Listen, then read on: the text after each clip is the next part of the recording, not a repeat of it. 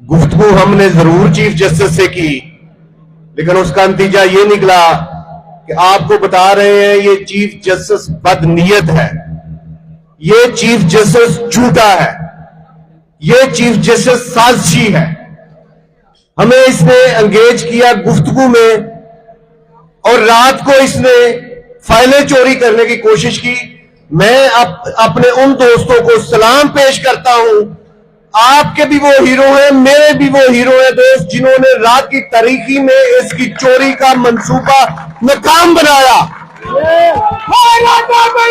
Chief साहब सुन ले, अब आप पूरे चीफ नहीं, आप आउटगोइंग चीफ जस्टिस हैं। छोटे सर पर बड़ी पगड़ी रख दी गई है। छोटे हो आप, छोटे को बड़ा ओहदा दे दिया गया है। Chief justice